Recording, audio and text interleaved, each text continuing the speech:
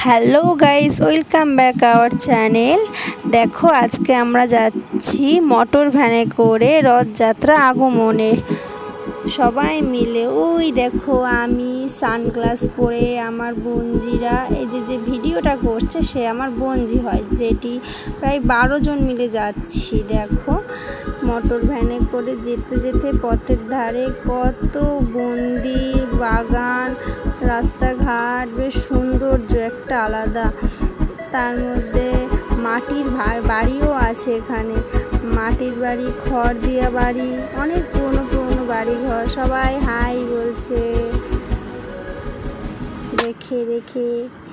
তারপরে দেখো আবার অনেক পুরনো সব জায়গা থেকে, মানে পুরনো রাস্তা দিয়ে আমরা যাচ্ছি, পুরনো পুরনো বাড়ি ঘর।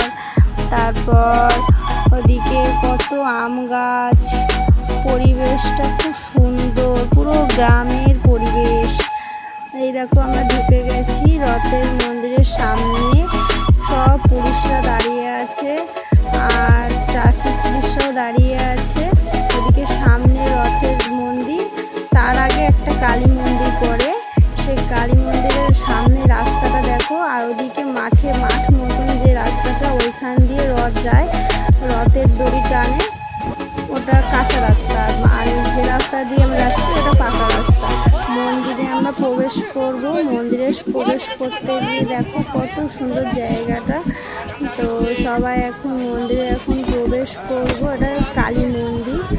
কালী মন্দিরে যাওয়ার আগে দেখো ওখানে আবার সাপ খেলা দেখবা, সাপ দেখায়, কি সুন্দর সাপুরে সাপ খেলা দেখাচ্ছে। ওগুলো সব বিষাক্ত বিষাক্ত সাপ, ছোবল দিচ্ছিল সাপটা। বাবারে ভয় লাগছিল, কিভাবে ছোবল দিচ্ছে। সাপ খেলা অনেক দিন পরে দেখলাম, এরকম সাপ খেলা ছোটোবেলা দেখেছিলাম। আবার ঠিক ওইখানে গিয়ে আমাদের মনে পড়ে গেল সেই সাপ খেলা। অনেক বছর, প্রায় যখন ছোট ছিলাম তখন গেছিলাম ওই গুপ্তিপাড়ায়। আবার প্রায় 12-13 বছর পরে আমরা ওইখানে গেলাম। খুব ভালো লাগলো জায়গাটা। দেখো সাপেরা, কতগুলো সাপ, 4খানা সাপ।